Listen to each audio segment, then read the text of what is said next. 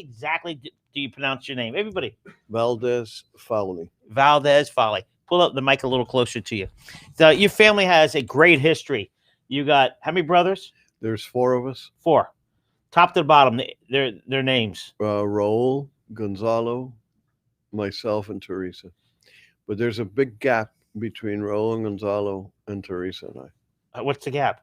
About 10 years. That's not a gap. You know.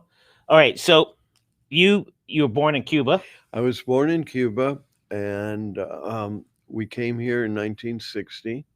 And that was tough years. That was tough. And then in 1960, when we arrived, my parents went to Key Biscayne, and they stayed in Key Biscayne, and I went to Key Biscayne Elementary, and then I went to Ransom, and we all stayed in Key Biscayne, and then as everybody got older and started, What high school did you go to? Ransom. You went up all the way through Ransom, okay? And then I went.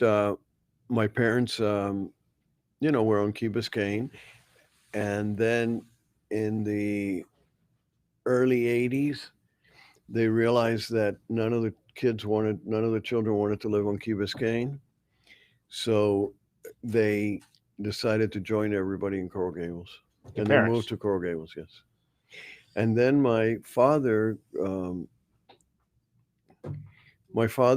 fell in love with Coral Gables, and actually he died in Coral Gables, and he donated the money and got his friends to set up the fund to donate money to create the archives in Coral Gables.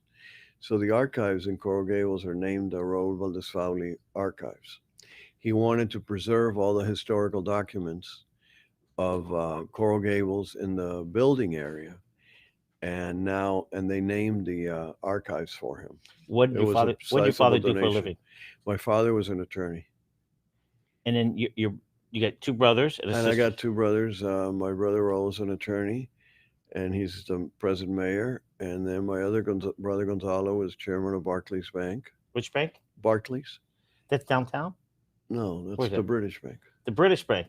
And your sister? And my sister is also an attorney, and she runs a group out of Merrill Lynch. And she was also the world president for the International Women's Forum. Wow. So, 1960, when you came over, how old were you then? I was 8. It was like 1960, Miami was, people don't realize the influx of Cubans that came here in the 60s changed Miami. And, I'm born and raised here. So, at that time I was in the 60s, I was 3 or 4 years old. But Miami has changed so much. It really was the first influx of Cubans who says, we're gonna make this a better place. Well, I could share a couple of stories with you that I find very interesting because, one, when the Cubans arrived in Miami, I think one of the biggest contributions, in addition to the economy and everything, that the Cubans gave to Miami is the language. Because Spanglish? The Spanglish. Because the language made it a welcoming place for all the other Spanish-speaking countries. So in the 70s, we had a huge influx of Central American countries for their problems. We've had, influx from Argentina. Name the country, and we've had it. And I think the Spanish language makes it very welcoming for these groups to come to Miami. It's an interesting thought process. I just, maybe that's, could be correct. I mean, to me, Miami is the greatest place in the world. Miami is the greatest place in the world. And I can't imagine a better place to grow up in or raise your children, where there's so much variety and so much to learn and so many cultures to be exposed to, and cultures and religions and name it. And I think Miami is a fabulous place. And what makes Miami so great is that everybody gets along pretty well. And also, wherever you're from in the world, whatever country you're from, whether it's a Czech Republic or wherever you're from, there is a community here for you. Absolutely. And And whatever nationality there is, there's a welcoming place. there's a welcoming place here for you. It's funny because, you know, if you're Russian, you're moving to Sunny Isles. That's where the Russians move. And every nationality finds, you know, us mutts, Bird Road's my place. You know, I love Bird Road. You know why? Because you go from Coconut Grove out to almost the Naples, and there's 40 different restaurants, Yeah. Nicaraguan steakhouse, a Venezuelan Yeah. steakhouse, a Cuban steakhouse, American steakhouse. That's why Miami's great. So your parents came in the 60s. It was a culture shock for you as a kid, wasn't it? Well, it it wasn't because the first groups that always emigrate from any situation in the world are the intellectuals. They're the ones that are, the professionals, the lawyers, the doctors. Those are usually the first groups that are able to emigrate. And what happened is that my parents arrived here in 1960 and went straight from the airport to Key Biscayne. And How did they know that? they had vacation there in the past, and all their friends, well, not all their friends, but a lot of their friends, probably 30, 40 families, all decided, let's all go to Key Biscayne, because the original thought was that this wasn't going to last and that this was going to be only a year at most, because the United States would never allow communism 90 miles from the shore. So everyone thought, well, if we're going to go somewhere, let's just go to Key Yeah, but Biscayne. people don't realize Key Biscayne was not the Key Biscayne of today. No, of course not. But Key Biscayne was always special. When we got there, originally Key Biscayne had been built by the Mackle homes and Right. by the Mackles, but And everybody back then was called Key Rats. Key Rats. But when we got there, there's this large group of Cubans that suddenly lands on this island, and And Richard Nixon. Richard Nixon, and it was really quite wonderful because the Cubans integrated themselves into the American groups and all became very, very close and very good friends, and it was really a very nice community. But when you came, you know, there were signs in some bathrooms that said not nice things about the Cubans, correct? Yes. There were some not nice things about the Cubans, and I remember when we first got to Key Biscayne, my mother, my parents were renting wanted to rent a house. We stayed at the hotel first, and then they wanted to rent a house. And I remember how difficult it was for my mother because they didn't want the Cubans and they didn't want the children. But And you're being then, nice because it wasn't called Cubans then. yeah, It was called the S word. yeah. It's like the N word to me. It's just bad word. But what was interesting was that by 1961, my parents had built a nice house. All their friends had bought homes and built houses, and then they realized that, hey, we're staying. All right. So you went to Key Biscayne, you know, went to Ransom. Right. And then where'd you go from there? I went to college at FIU, and I loved FIU. I was on the board of trustees for many years After you after graduated. that, and I just love FIU and everything it represents. Yeah, Dr. Rosenberg's doing an incredible job. He is amazing, and not only is Mark doing a great job, but he is such a good person. People, just to let you know how it stands. I call him Dr. Rosenberg. He gets to call him Mark. That's what But happens he- when you're on the trustees, right? But he's just really, really a good person, Absolutely. and he means everything he does is thought out and with a good purpose. And I just think Mark is a star. All right. So after you finish FIU, then what? When I finished FIU, I started in the training program of the Bank of Miami at the time. And I was out of college and I went into the training program for lending. And then I progressed very rapidly and within How old are you now? 68, Oh, 69. you're a baby. And I started at the Bank of Miami and I progressed. Wait. So you went from a student graduated FIU, went into a Bank of America, Bank of Miami program, and then you started your own bank? No, and then Oh. I was at the Bank of Miami, and um, I grew very fast, and I progressed very rapidly.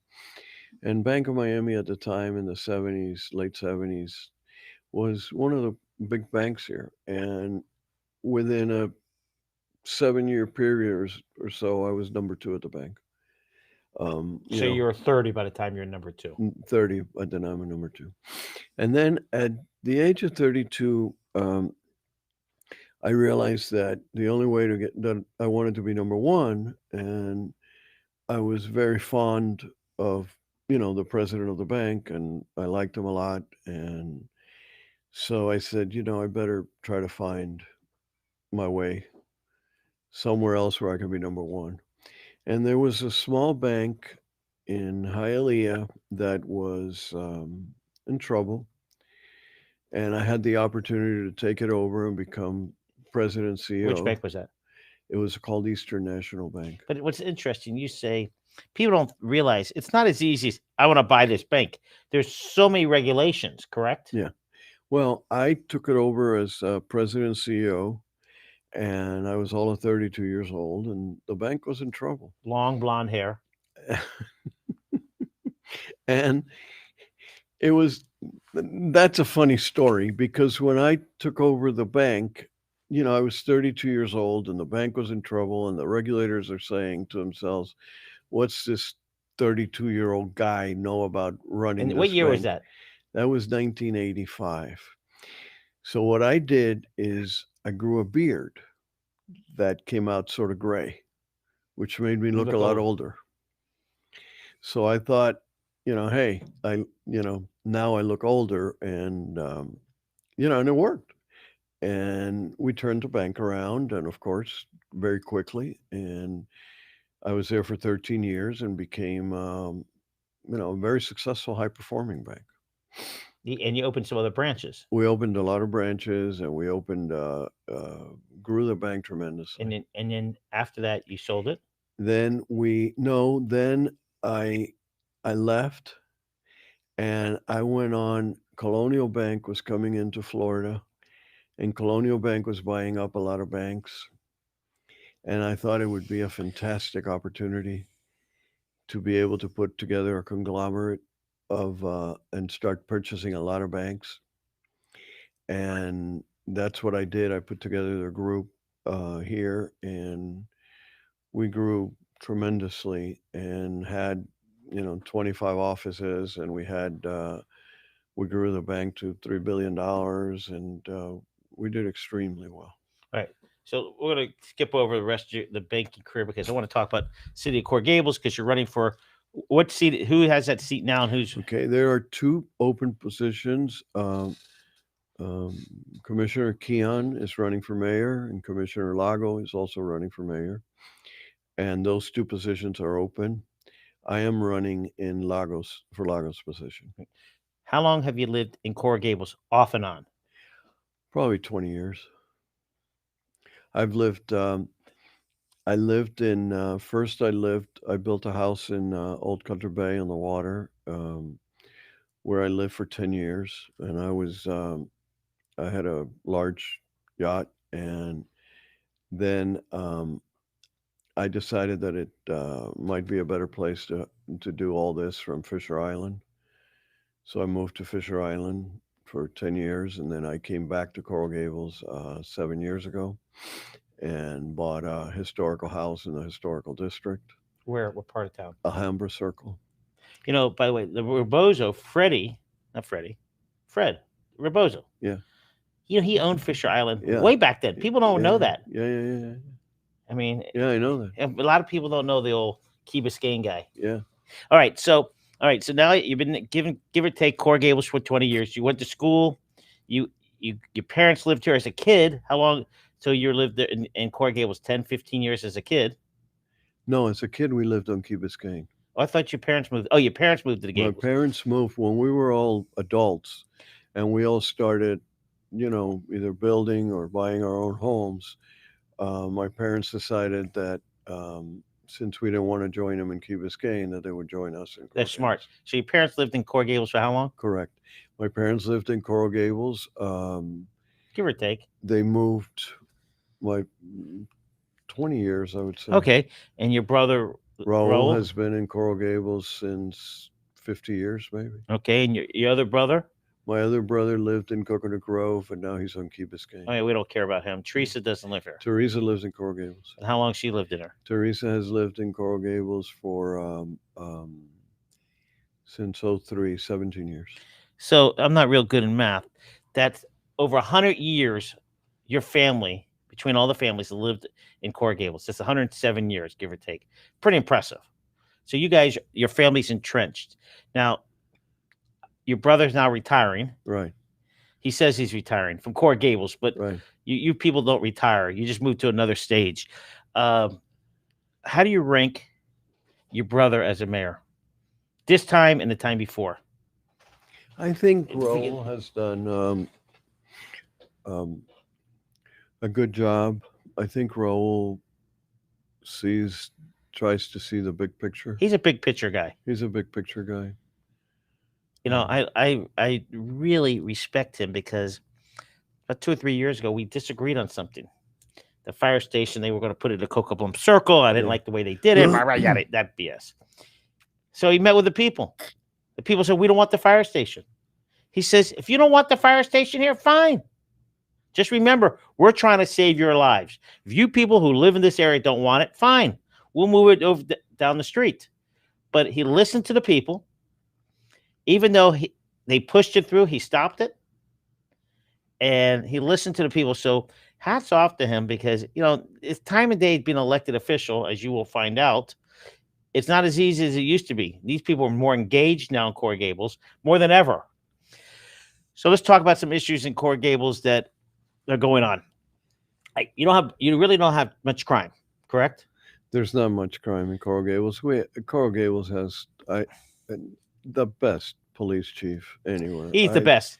He's Ed Hudak is the best. Well, and not a bad football player either. And he's been involved with the football. I don't know. How old is he?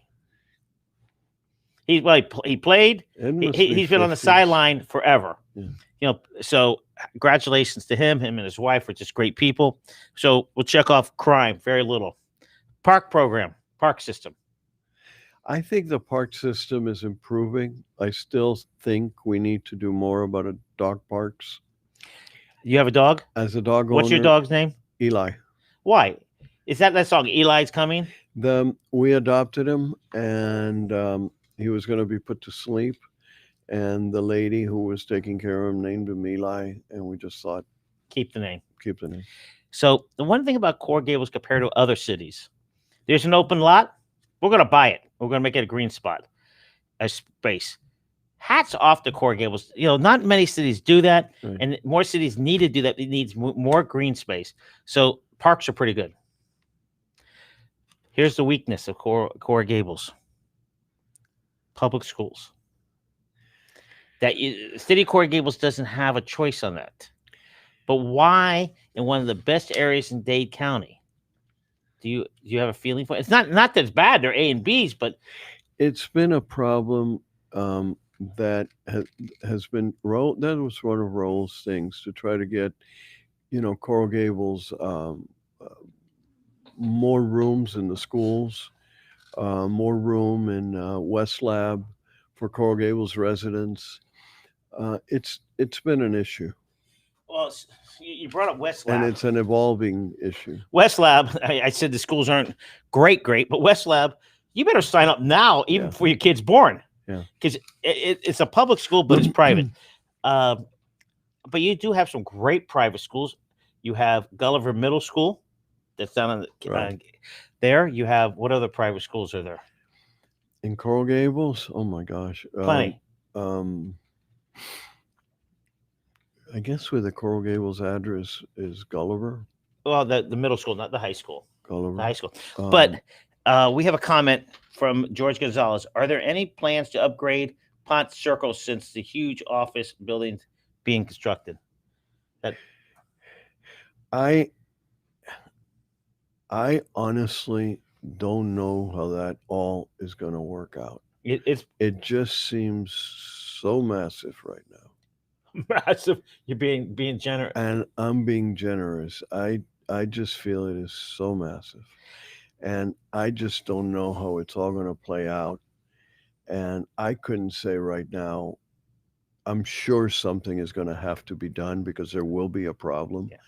I just don't know the extent of the problem on, you know, Until it's built. till it's built. But I got to go back to public school. And The Coral Gables. I have to get back to and the public school.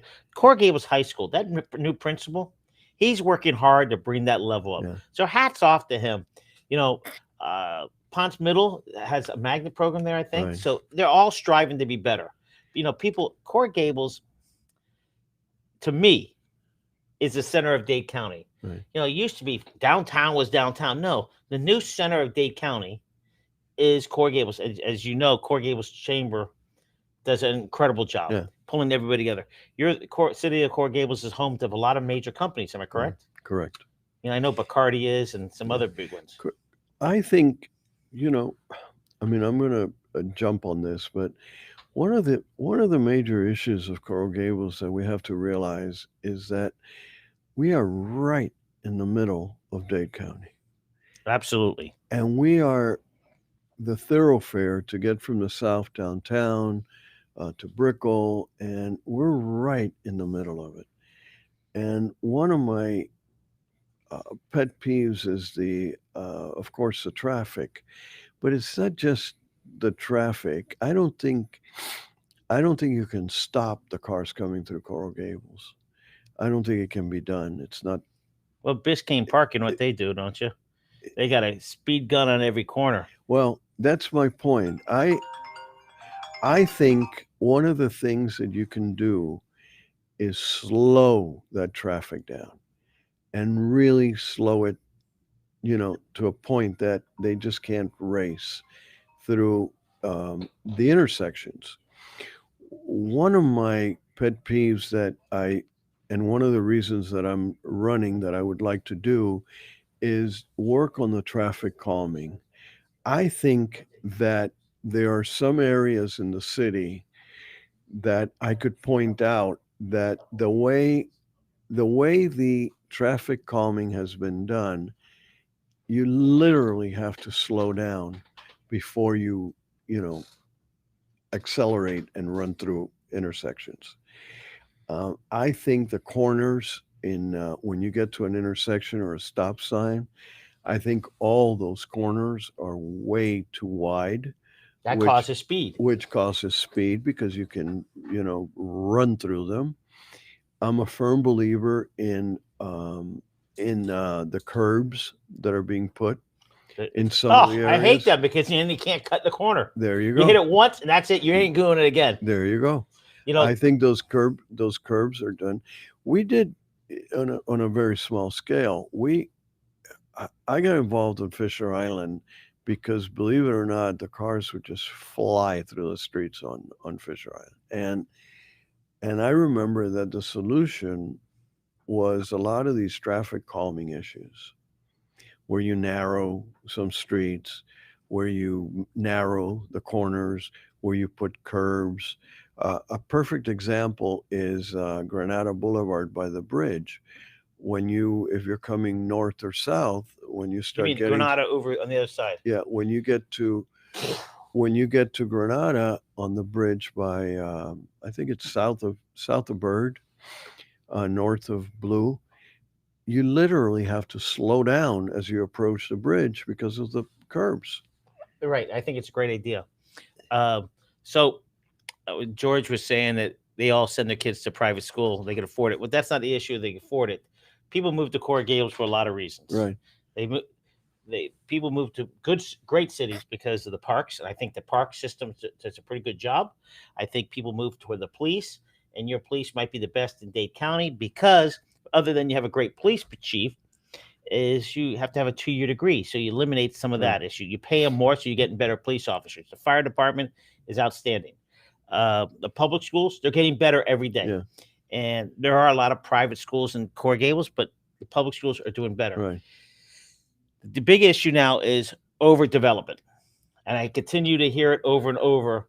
The mayor wrote a column about we need to build Miracle Mile up, build up. What's your thoughts on that? And will this hurt Thanksgiving next year at your house? Well, I love my brother. In addition to being my brother, he was always a father figure and my godfather, and you know, but we do not see eye to eye on many, many, many things, That's great. and It's good that y'all have different opinions. we are totally different individuals. My thoughts on Miracle Mile are they they're bringing They say that Miracle Mile is sick. Well, Miracle Mile, of course, is sick when you have 40 empty stores. It's sick. But they say it's sick there. But how many other business districts are struggling, like Lincoln Road? I could keep going. All the other business districts are struggling. The issue, one of the major issues that I see with Miracle Mile is that they want to solve the problems of Miracle Mile by upzoning it and being able to do larger buildings and larger footprints on Miracle Mile, thinking that bringing people back, that it could be a live-work environment and that people would come and shop and do things in Miracle Mile if they're living there. That's wonderful. In an ideal world, it works. The problem is that the problems with Miracle Mile are a lot more complicated. Miracle Mile was owned by people in Coral Gables, older couples that had these little shops that they would rent out, and that would supplement their incomes. And they would rent them to, what I would call fun businesses, where you could have, a nice little gift shop and a nice little store where you would buy, essentials, and it was a great spot.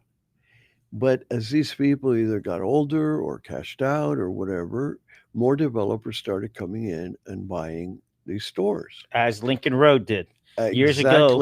Exactly. Lincoln Road was owned by a lot of older, elderly. I hate to use the word elderly. Well, older than me. Yeah. And they finally sold out. And some developers, like in Lincoln Road, they bought half of Lincoln Road. So now they're in control.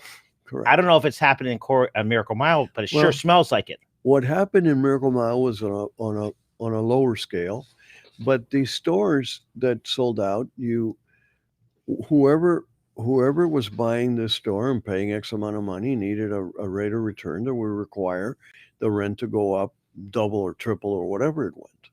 So suddenly, that little gift shop can't afford that kind of rent. And when you start with that, then the stores go out. And then the experiment kept on. Mind you, I'm talking all this pre-COVID, okay? Right. Because COVID changed everything. But the stores, then we started getting some national chains.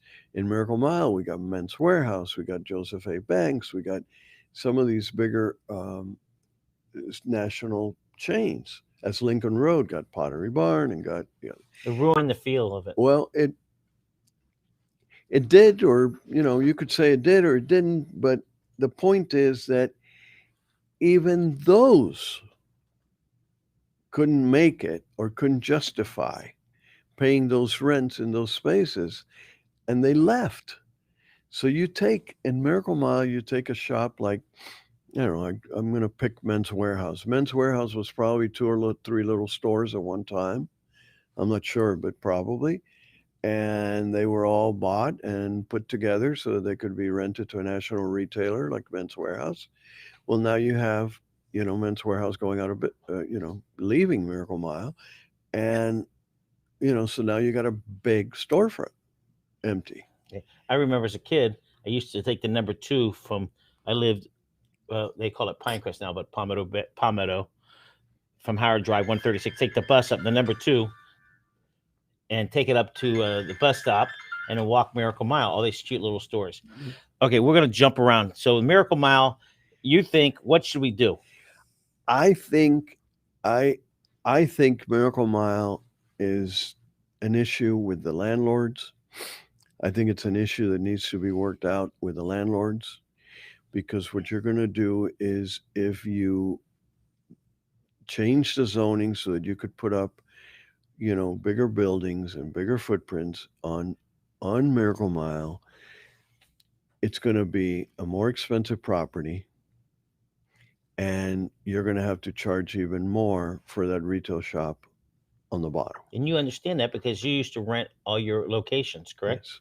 And when you, and it's going to, I think the problem is going to be a larger problem. And I think you need to go back to the base of, hey, landlord, what are we going to do about this?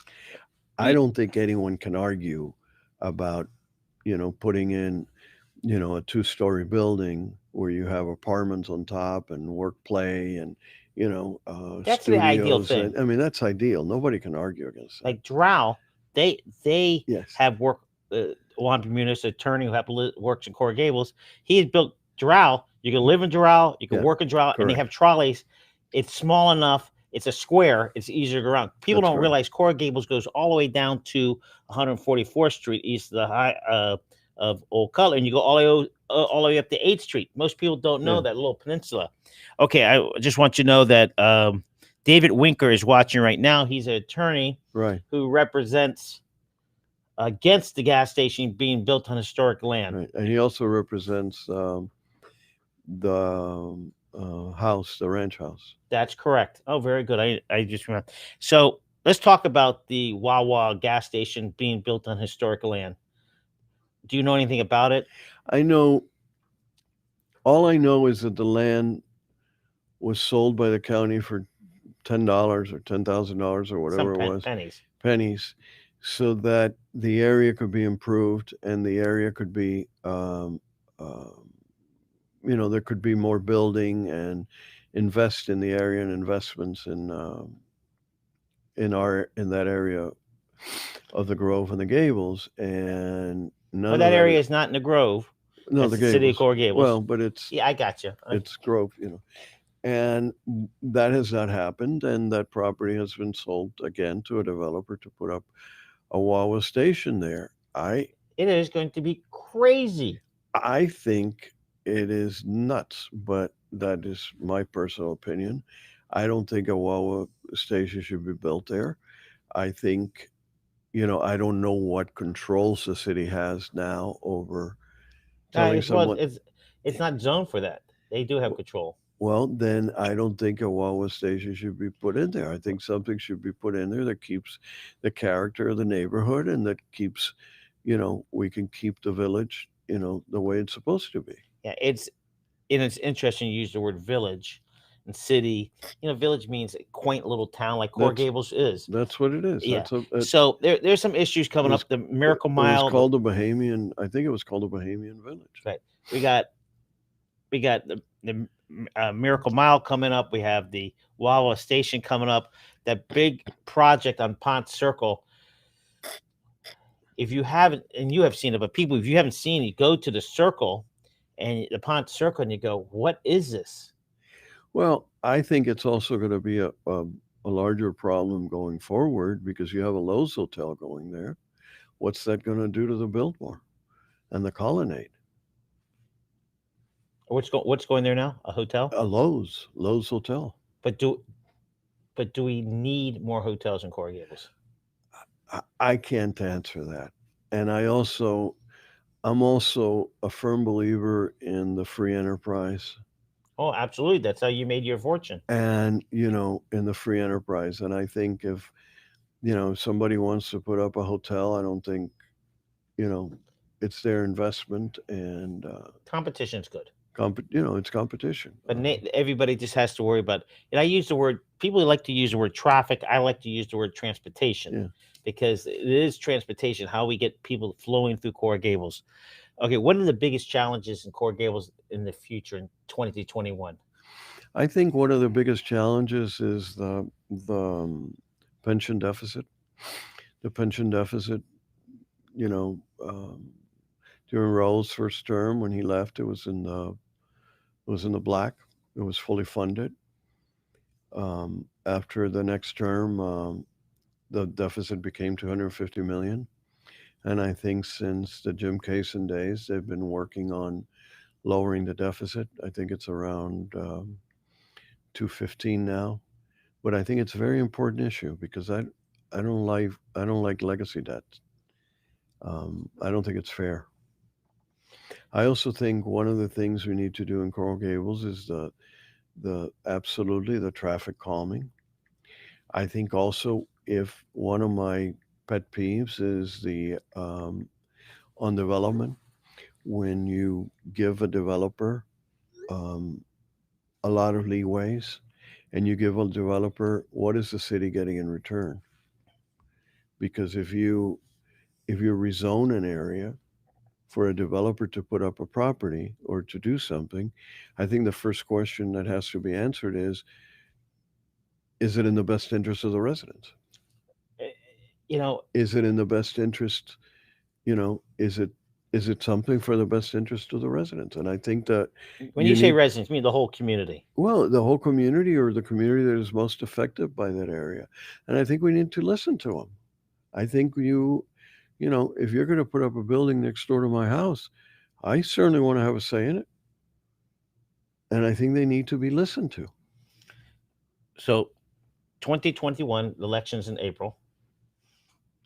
So name some other issues that you think there's going to you brought up one issue, some other issues that I think we got the zoning, and we need to come together as a city as to where we want to go and what we want to be. I think um, I saying that someone is anti-development or for development, I think it's just not right. I think we need smart you development. need smart development and you need the input of the residents to tell you, you know, do I want that on my street or do I not want that on my street? Is that something I want? And I don't think, it should, I think there should be charrettes where things are discussed and, neighborhood meetings. It's interesting you bring up charrettes and neighborhood meetings. We don't have to agree, but the residents have to be able to voice their opinion and say to the commission and the mayor and the city manager, I voice my opinion. Thank you very much for listening. And you don't have to agree with them, but they want to make sure that you hear them loud and clear. As I talked about with the fire station on Cocoa Plum, we don't want the fire station there. And the mayor said, fine, I listened to you. I hear what you said. And that's what we need all the time. I, I always I've always applied by a theory that I think, and I've used it in politics, that if you put 20 people, 30 people in a room and you ask, what is important to you, I bet you 60% of the people agree. And I bet you there's 20% on the left and 20% on the right. And I think that with development, you probably have the same issues that if you put everyone in a room to discuss, I think you're going to have, a large number of group agreeing to it and thinking the same. And then you're going to have the people that say build everything, and then the people that say don't build anything. And I think those are mostly in the minority. But I do think if you got to put everybody in the room to talk. Right. So things at Coral Gables, police is doing great. The parks are doing great. Public schools are getting better. Private schools are outstanding there. Coral Gables has a huge amount of religious institutions that make it user friendly. Of course, you have Right. the University of Miami. Right. As you know, I have a uh, face mask. Both my kids went there, and so we're big fans. They do a great education.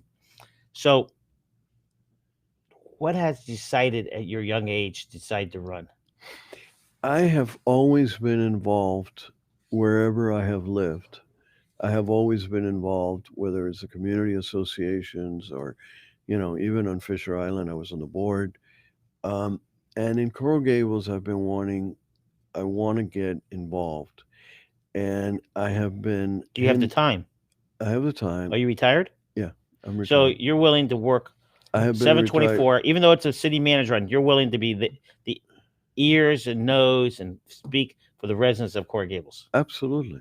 But if I have the time, and I also think, I was not able to get involved more in Coral Gables because of my brother, because I was given. He's your older brother, right? Yeah, The older brothers always get in the way. I know. Like my brother, he's always in the way out there somewhere. I call it suffering from the firstborn syndrome. Huh. Who's the youngest in yours? I am. So, But he suffers from the firstborn syndrome. I was the fourth. So I didn't have a name for a month because they thought my mother wanted a girl. So when I got born, for a month I didn't have a name. So my mother used to have dinner, and she'd only put 3 plates out. If you didn't run, you didn't eat in our house. You had to run to get food. Okay, we're gonna do a little quiz here. Let's see how good you are. Let's see who you really are. All right. Okay. Is it your birthday? Okay. Your brother's and sister's birthday. Go. Raul is They don't have to be exact. At least the month. August of 1943. Wow, naming them out, boy. My sister is April 20th, 1953. And my other brother is December 10th, 46. Okay.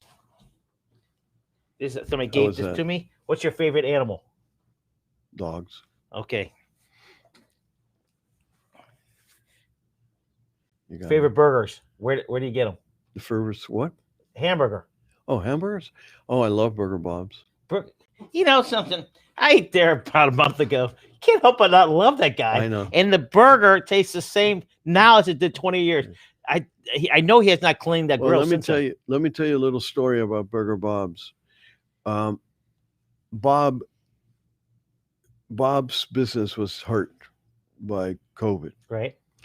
And I was able to get involved with Bob, and I was able to get together with the city manager. And I personally got together with the city manager and Bob to try to work out Bob's lease. And we did. And the city came through beautifully for Bob. Thank you, and city Bob manager. is very happy, and I was very happy, and I just love our city manager. He was just hands-on, and I said, I called him and I said, look, we got to get this resolved. I don't want any second people, this being sent to somebody and then somebody to somebody. Let's just try to work out something. Burger Bob, he served in the military, in the Marines for 6 or 7 years. Thank you, Burger Bob. Okay. Your favorite tacos in Coral Gables? Anywhere in Miami? The Mexican place on Giralda and Ponce. Speak about Giralda. What's the name of it?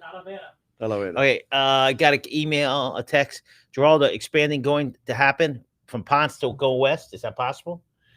I don't know. I think it was such turmoil. Oh, it was the first part that. Okay, next. I know you used to have a boat. Where was your favorite fishing place? I fished. I had a yacht. I didn't have a motor yacht. I didn't have. Okay, as a kid, who was your favorite politician? Don't say Abe Lincoln. Anybody else? You didn't have one when you were a kid? No. Wow. Your favorite football team, pro or college? Pro or college? UM, of course. Okay. How many of those hats you have? I got plenty. Your favorite pizza place? Oh my God, my favorite pizza place. Hey, don't tell me you don't eat pizza. Miami's best. Okay. When you go out to get chicken, where's your favorite chicken place to eat chicken? You don't have one? No. Do you like fried chicken? Red Fish at Maps and Hammock has the best fried chicken. But it's difficult to get in there. Listen, you want me to get in? I'll get you in. Yeah, I'll call hey, Rodney. Excuse me. Rodney, please, this guy can't get into your restaurant. Can you help him? Rodney's a good friend. Hot dogs. Oh my God. The Bear and the German place on Giralda. What's it called? Giralda, Fritz and Franz. See, I got it. Okay. As a kid, superhero. Superman, of course. Your favorite sushi restaurant? I'm not a fan of sushi. Okay.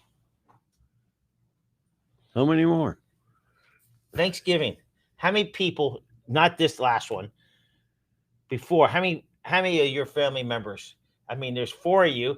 Family, how many show up? 30 people, 40 people? 40 people. And who would pay? You would pay? No, it would be Raul's wife usually does it. Ah, okay. Raul's got plenty of it. Yeah. Raul's got 15 grandchildren. Oh, he's a busy guy. Yeah. All right, so everybody go to his house. Yeah. And what did you love about Thanksgiving? Oh, it was just fun seeing all the kids and the running around, and it was great. Okay. As a kid, what was your favorite Christmas gift? I mean, under the Bicycle. age of 20. Bicycle. Do you remember what year? How old you were? Oh, I probably, I don't know, 12, something like that. Magician. You got me on that one. He's a magician. Magician. Okay. What makes a successful elected official? Listening to the people and not thinking that they are the almighty. Absolutely. I appreciate your time. Election is in 4 months. Right. In April. April? 13th. And what is your webpage? You have a webpage? I have my webpage. Can you put it up for him right quick? It's Jose. Right now we're working on it. We're finishing it up, but it's josevaldes-fauli.com. Come on, I want to see more hats. That's it. That's it? You don't. I bet you don't eat chicken. You don't eat French fries. McDonald's. Oh, is that your correct web right there? Yeah.